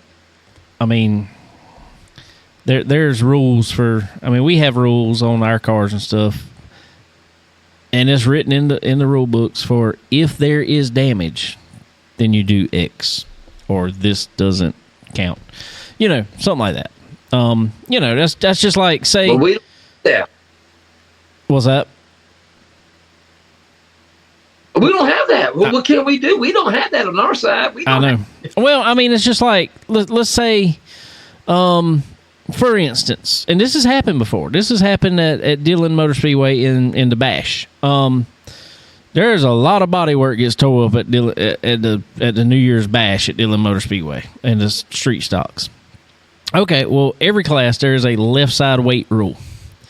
Let's just say, for instance, half the right side of a car gets tore off, bodywork wise, in the Bash.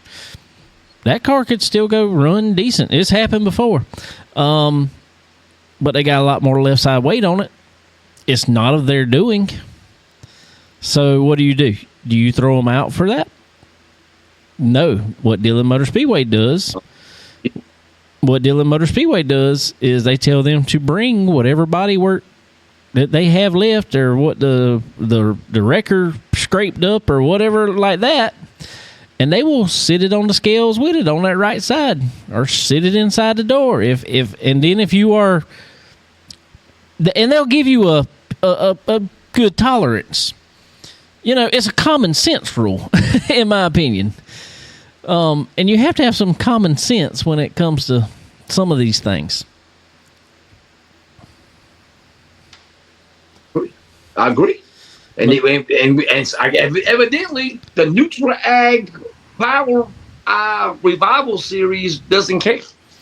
Well, as they say, common sense ain't so common anymore. Damn, I like that. I'm going to write that down. Okay. That's good. I like that. I like that. Oh, what else you got? Talking about rain earlier. Yep. All right. I can't go without talking about this. Silver Nationals got called 13 laps to go because of rain, which I told they couldn't have got it in. What do you think about that? Well, 13 laps mattered. Well, okay. And this is same thing that I guess happened in NASCAR race. There was 14 laps to go. Why did that matter? Maybe it didn't, but there was, okay, let's say NASCAR race. There's an in-season tournament going on, bracket tournament. Well, in those last 14 laps, Ty Dillon managed to pass John Hunter Nemechek, and he is now moving on to the finals in the bracket challenge. He has been the bracket buster all year long.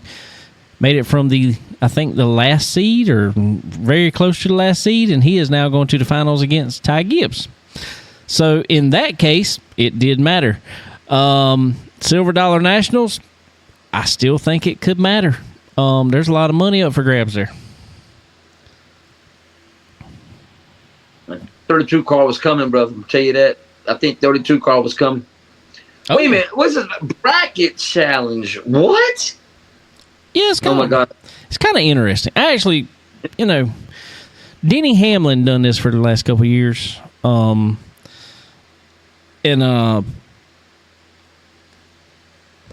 Basically all it did was at a certain point in the season, it seeded top, I think they used the top, I can't remember, 16 drivers, or no, there was 30-some drivers in it. 30, just like basketball, just like the March Madness. And then, inside the race, you had these drivers going head-to-head against each other. And it comes down to $1 million prize at the end of it. So, wow. Yeah. So it's actually kind of cool to watch. I mean, so even throughout the entire field, everybody had something to race for. Wow. Wow. I like that. Yeah, it's kind of cool. I kind of like it. I mean, some people are like, it's kind of gimmicky. Well, it is, but it gives everybody some. I've been pulling for Ty Dillon all year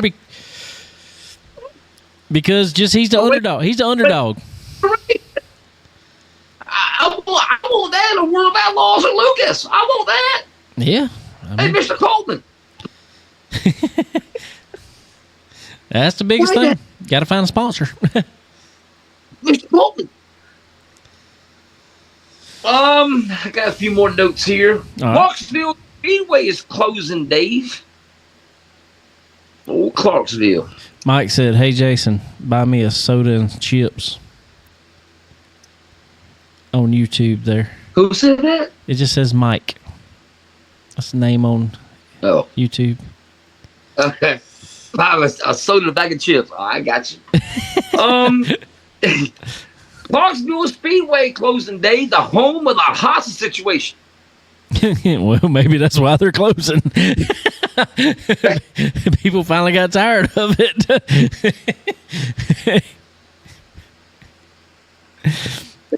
Buddy Day, that was good. Let me tell you. People don't know this. This is. I'm gonna trip you out. Okay, they'll have 12 classes. They'll have 12 classes, and sometimes there's only 50 cars in the pit. So do the math, and then run heat races. You might have a 2-car heat race. That's what I'm saying. There's common sense ain't so common. Oh, wait. What? Okay. Oh, speaking of which, Paducah ran Friday night. They had 5 classes, Dave. 17 cars showed up for 5 classes. 5 classes, 17 cars. 6 were supers. Wow. 10 rings won. Who'd you say? Yeah. Tanner English. Oh, Tanner English. Wow. Yeah, and I don't know, Dave, but that race was supposed to pay $5,000. I don't think it's gonna pay $5,000. I'm assuming they're never going to see that $5,000. You might see $5. Yeah, that's. Why do you think it is? I know what's going on. What do you think is going on with that? Dave, you're going against the $7 Nationals and Mars. You're going to schedule a $5,000 to win race between Mars and $7 Nationals. Come on, man, you can't do that, bro. Especially Paducah being that kind of close to Peebly anyway. You can't do that. Bro. You can't do that. Well, Dave, you were right. You were right about one thing, though. Hey, you just had 44 Saturday night sign in. So it's getting better, huh? It's growing. It's growing finally. After all these years. This race got to be moved. I'm going to tell you, well, the thing is, Huset's is not a bad track. It's not a bad track. I just don't think it is in prime late model country anymore. By no means. Not at all. Not at all, bro. What they got up there in Minnesota, man? Got Wissota. It's like Blue Ridge. You know, they got the spec motors and open motors and weight, all this, all that. So, I mean, I'm sorry. The old Blue Ridge, because Blue Ridge redid everything now. Well, you see also the Southern, the Wedge late models now, they announced today that they're going to start allowing 604s in there. They don't have to be a sealed motor. They just got to be by the rules. And I'm like, man, stop while you're ahead. I mean, I get a 604 is not bad. I like a 604, but stop while you're ahead. Oh no, I told Chuck Southern from up there by home track, Braffstown up there, Tri-County. I said, man, I love this shit open motor, this thing, just see what it can do. Yeah, can you imagine? I get that, but when you're trying to build a series like that, and I agree with you, I love them. I mean, I love the old wedge style, but when you're trying to build that series like that, you can't make it an expensive series. Yeah, true. Okay, that's true. But I just want to see an open motor and one of the things, just see what it can do. That's all I want to see now. I tell you what I would love to see. If somebody actually took a legitimate, because a lot of those cars that they're putting on the track are still like, I've seen some like some blue-gray rockets, which are not they're a modern style late model. You know what I'm saying? They're not they're not even like a 90s style late model. That's what a lot of guys are running. It's like early, mid 2000s, maybe up 2000. I forgot the years it can be. I think it can be up like a 2010 or something like that now, which is a 15-year-old car. So I would love to see a modern open motor in like a early 90s super late model. With today's technology, with today's shocks. I don't know. I think I'd still like to see, just to see how much power they could actually hold. So get you a Rayburn like Chuck Southern guy. Get you by the 01 Rayburn with swing arms on it. Put that supermotor in it. And let her eat. Exactly. Yeah, I agree. That's what I want to see. I got a gem coming in the mail tomorrow. Cuz what you got? Oh, no. Oh, it's a surprise. Yeah. Oh, I got the gym. Oh, it's a rare find here now. I like it. Mid 80s. Nice. Yes. I'm assuming T-shirt is what I'm assuming. Come on, bro. Dave. I haven't cried yet. It'll hit me. Huh? It's coming though. It's coming. You know what this week is, don't you? I do. It is PDC week. It is that, baby. It is PDC week. I'm ready, man. You ready? I'm ready. I'm ready to watch it. It. Okay, Dave. Here's the guys that have the most career starts in the PDC. You ready? Yep. Oh, I mean, who do you think is number one? How about that? Most career starts that is racing now, or just in general. Oh, still racing. All 1, 2, 3, all 4 of these guys are still racing now.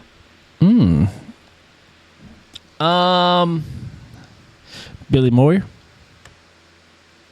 Fourth, actually, with 21 starts, and he will be there this year. He's fourth. Wow. Mm-hmm. At 21. Golly, who the devil's got more than him?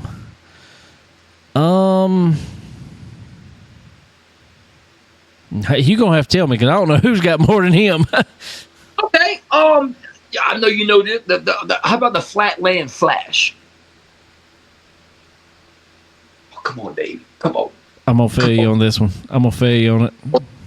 Come on, Dave. The Flatland Flash. Who was that? Dude, this is like names of songs again. I don't know. Kevin Weaver. Ah, okay. Kevin Weaver's got 28. Dennis Erb Jr. got 24. Oh. Shannon. Huh? Erb Jr. Okay. Shannon Babb.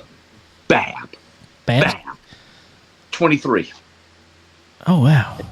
That's surprising to me that Babb has more than Billy Moyer, Sr. Well, Dave, if it's Billy Moyer, I think he's retired more than Martin and Gar Brooks combined, ain't it? Yeah, that's also a possibility. He says he's retired, but has he ever actually retired? I mean, he won. He won Cop Cans the other night. You see that? I did see that. That's what I'm saying. Yeah. He's never retired. That's two wins. Are we hearing? Yeah, that's 2 good wins. Are we hearing any more rumblings though about Billy Moyer Jr. getting in a ride? No, I haven't. It's all quiet. Been all quiet. But man, I think he did great. First time in the car in 4 years? I think he did good. Won his heat race. That's awesome. He was going to give me, what was he going to give me? A roof off a car? I think it was. What? And we were just never anywhere close at the same time. What? Yeah, I wanted it. He was going to give you a roof? Yeah, he was going to give me a roof off of one. Wow, B&J going to give you a roof? Yeah, this was years ago. You lucky devil. And I never, like I said, we were never anywhere close at the same time.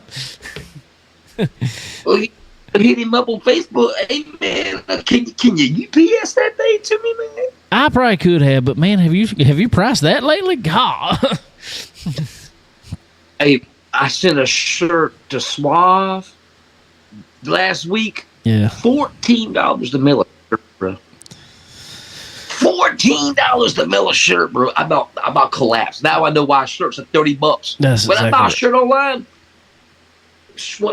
shirt online, guess how much, bro? $47. That's why I rather go to a track and get a shirt, man. I hate buying them online now, man. It's crazy. It's crazy. Speaking of, up at Eldora this past week, World Outlaws sprint cars, they were complaining about what it was costing them per day to have their T-shirt rigs up there. It's $1,000 a day. All that. Somebody posted up $4,000 for the weekend, Dave. Just got to tell you something real quick. Brian Hankins says, hello, Jason. And then he puts hashtag. Oh! Then he puts hashtag get Jason to Falls. Wow. Coach, Yeah. Coach, we're going to have to helicopter him in, I think.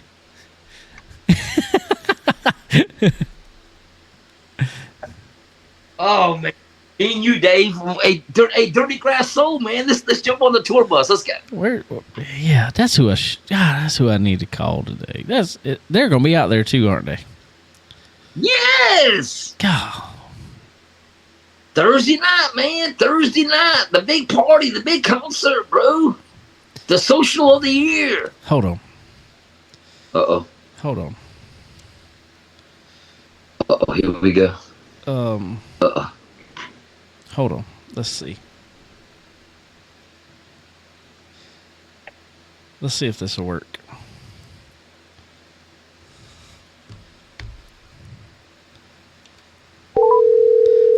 Let's see. See if he sends me the voicemail. Oh, no. He probably will.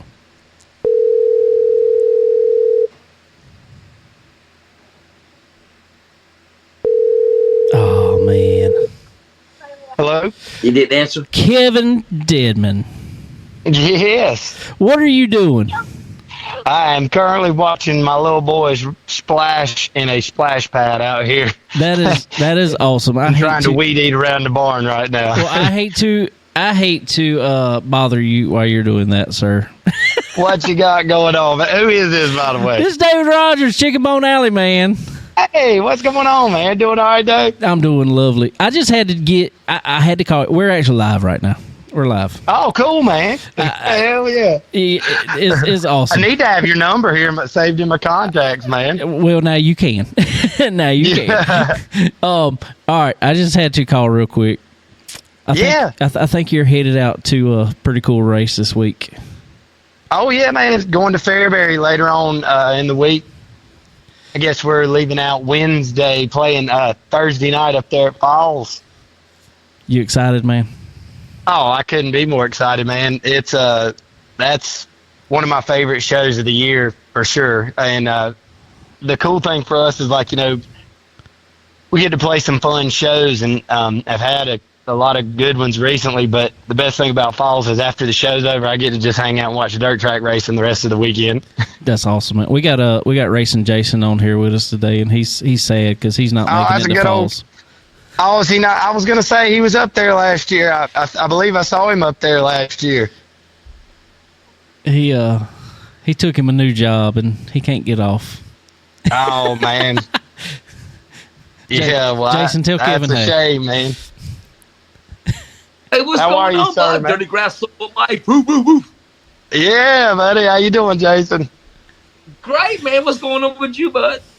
Oh, nothing much. Just that's what I told Dave. I'm watching my two little boys run around there. We just actually got out on our land here recently, and I'm watching them run around on a splash pad here at the barn. So we're having a big old time. That's what I was fixing to say. That is awesome. One of the last times I talked to you, you was in the process of different house. Yep, and so we built like a barn dominium, basically like a shop house out here on the land, and I'd been wanting to get out here for a long time and let the boys grow up on the land, and so it's cool to be out here now. Dude, that's awesome. Like I said, I'm sorry about the good old impromptu. Hey, no problem. Call anytime, man. All right, I do have to ask. I'm glad I answered. I just, to be honest with you, I was weed eating, and I just happened to hear the phone ring, and I was like, I better look. That might be my wife. Well, I do have to ask, man. What's going on with Dirty Grass Soul, man? What's new on the music side? So we got some new music that's actually, I don't have a release date exactly yet, but I've got the mixes back today.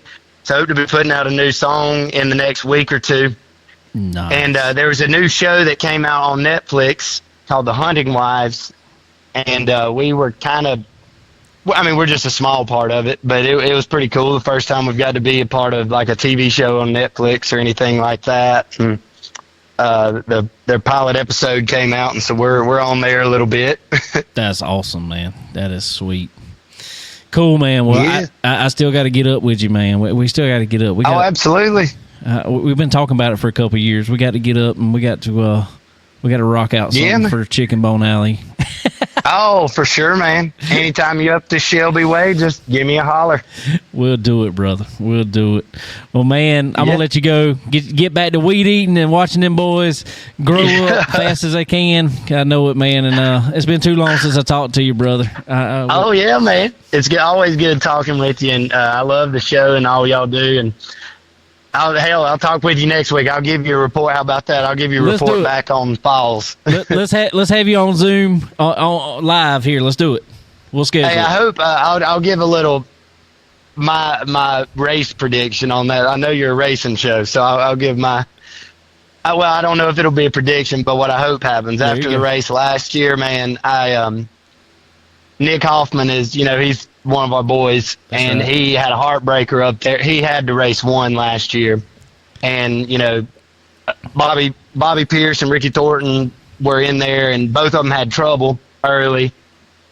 Bobby spun out, and then Nick was checked out and gone, and a caution came out with I think 2 or 3 to go that basically cost him the race. Bobby was able to slide him last lap. Yeah. So I hope this year Nick will get some redemption, and he's been hot. Won a couple Outlaws races here the last month. He has. I hope he'll take it home, bring it back home to North Carolina this year. I love it. I'm going with you on that one.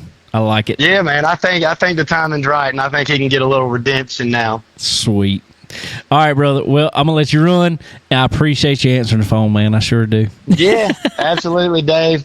Good talking to you too, Jason. Racin Jason. Y'all got to follow his page if you don't. I follow him on Facebook or Twitter and all that. He's a great dude. For sure. All right, brother. Well, we'll talk to you next week. I'll send y'all the stuff and we'll get it lined up for next week. I appreciate you, man. Yeah, buddy. See y'all. See ya. Wow, what a plug. Thanks, bud. Wow. I didn't know he followed me. That's pretty big. Kevin's good people, man. Kevin is good people, man. Wow. He's a good dude for sure. He follows everything racing, man. I love it. So Dave, I guess we'll have to go to his house and get on the well, I see. I want to lead the night though. I can't do. I got to lead the night, so I can't. That's too late for me. I can't leave Wednesday. Oh, it is with that. Oh, okay. Well, since he gave his prediction, Nick Hoffman, go ahead and give yours.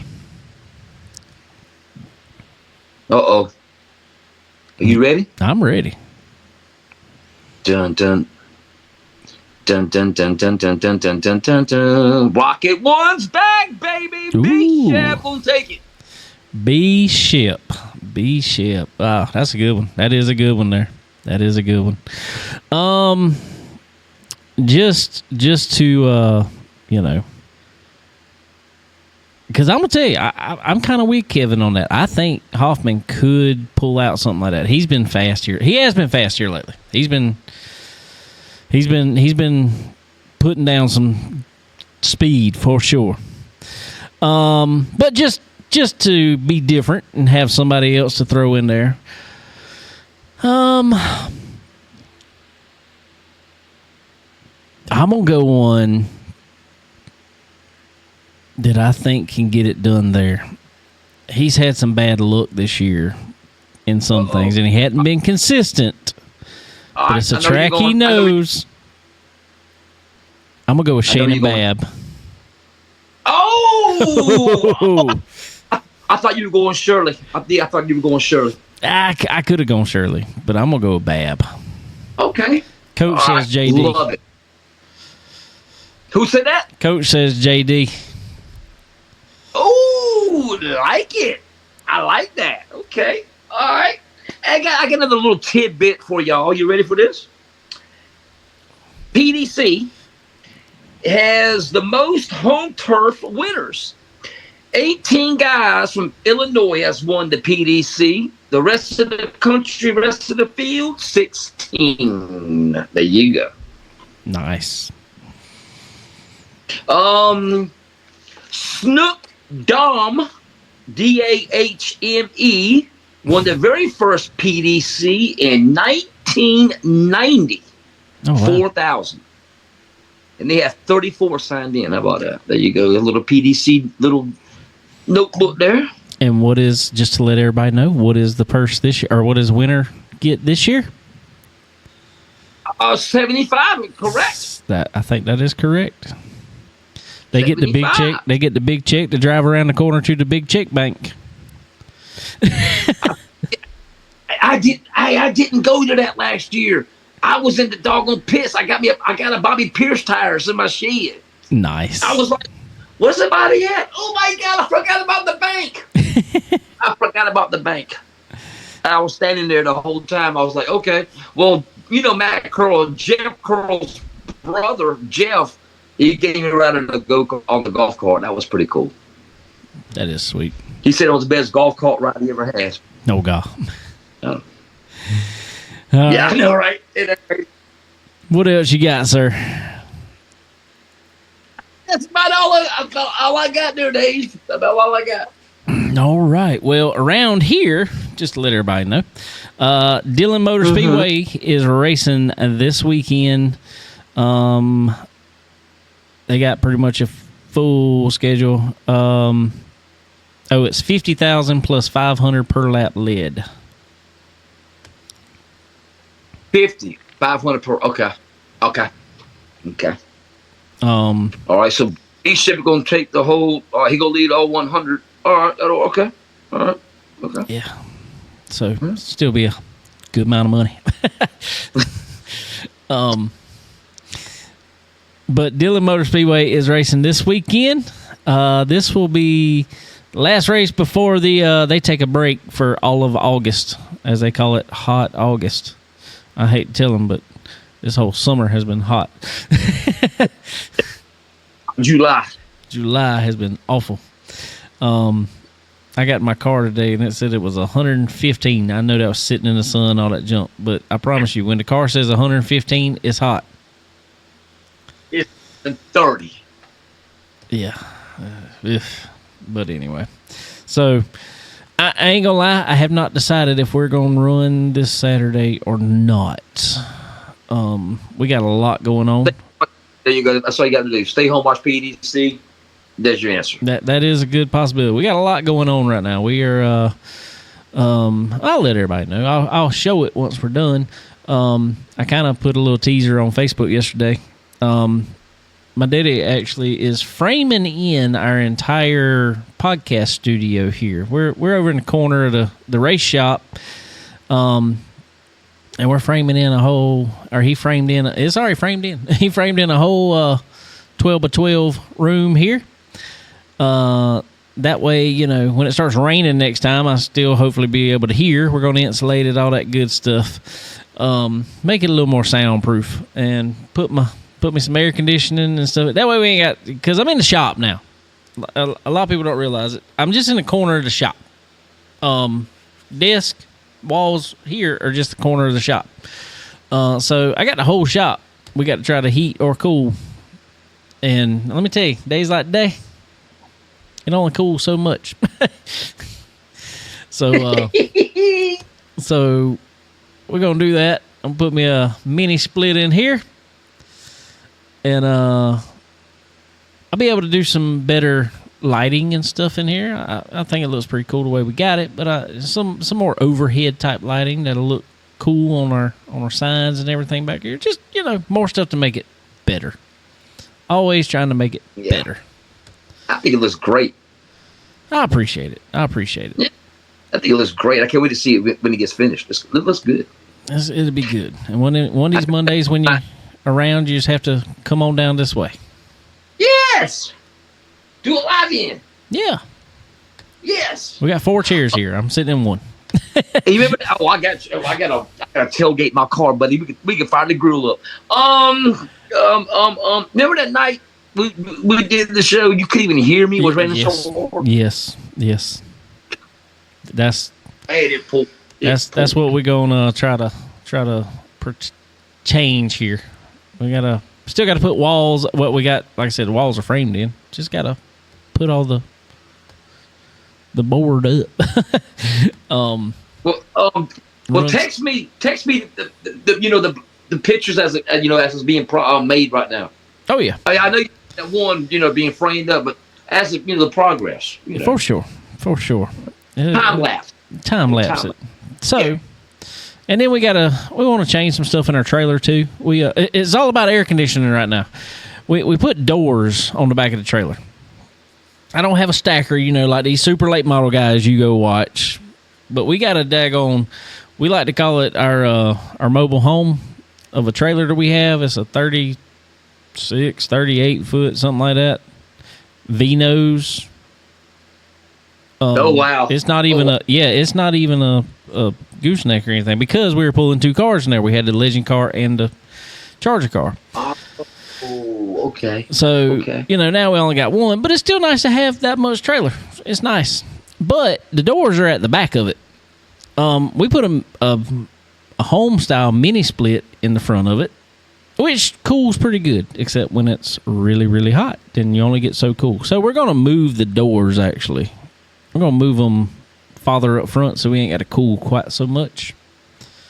Okay. So we got a few projects we need to take care of. So I don't know if we're going to race this week.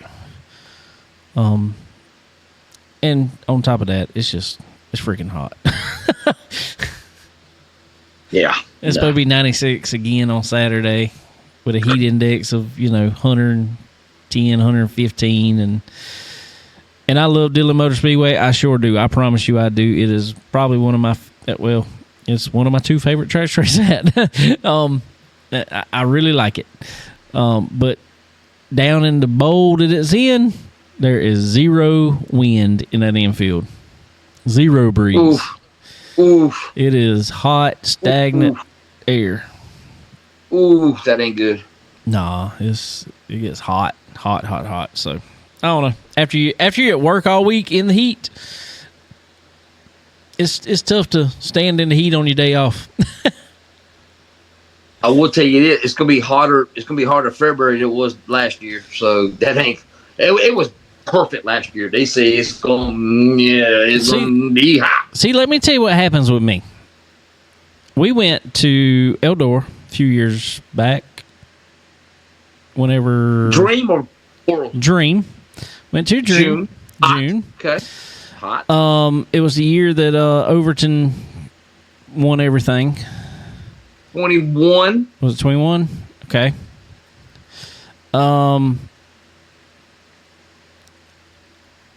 They set record highs every day there. Me and Kale talked about it the other week. It was so hot in the concession stand. I don't know how the people working in there did not die. I mean, just die. How have you telling me that? Oh my God. It was so hot in there. It was terrible. Wow. That's what happens to me. It just follows me, apparently. You're the heat wave Dave. Heat wave Dave. There you go, bro. So anyway.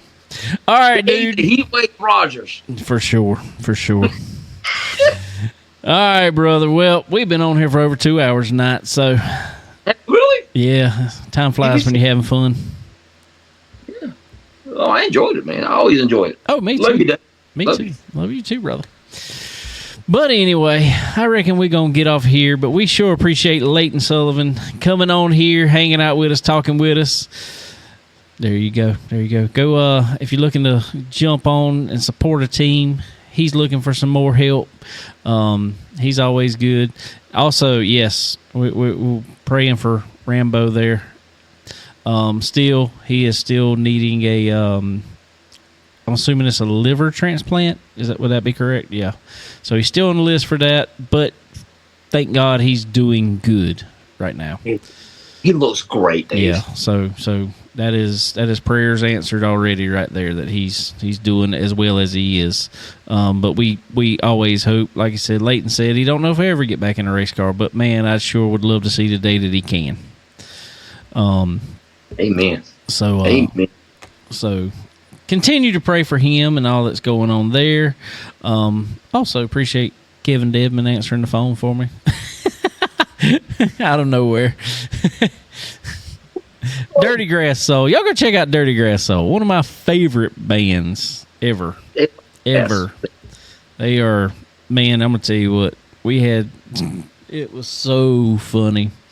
We hung out with, I remember, up in Gaffney. We were at Wings, etc. And I hosted, Chicken Bone Alley hosted the live event up there, and we had all that on live on Facebook and everything, and we had Scott.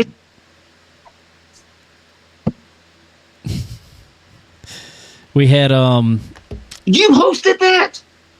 well, me and the owner of Mackie Flood, he was owner of Wings Etc. at the time, and he called me and he was like, "Hey man, I need you up here. We're doing a night before the race and all that stuff." My first guest, no, let me take that back. First guest on the show that night was Chris Madden. One of the coolest things next after that, and this is, I mean, next after that was Rick Eshelman. So that was he sat in with me for quite a while. We talked for quite a while on the show, and then had a bunch of people that night. And Scott Bloomquist finished it out that night, and then Kevin Dedman did an acoustic act, and they had Bloomquist and Trent Ivy. Trent hung out with me that night. How Strickland? Yeah, everybody was there. Chris Ferguson. Ferguson was there. Yeah, we had a little bit of everybody. Had a ton of fun that night. I had to work the next morning. Had to drive all the way back. I got out there at 1 o'clock and had to work the next morning. No, you did. Yes, I did. Oh my God.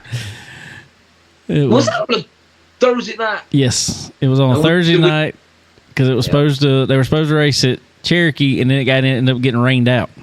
Rained out. World of Outlaws. Yep. And I told Dawn, I said, "Dawn, go and look at it. We should have gone. It got rained out tonight." We had a ton of fun that night. Me and Bebo actually sat up there for a long time, just talking junk about everybody. You know Bebo too? Oh yeah. Wow. I was picking with him the other day because his son was wanting to go to some race, and he pulled it up on the map, and it was like 12 hours away, but it showed like $5 in tolls. I was like, "You better take him. I'll give you the $5 for tolls."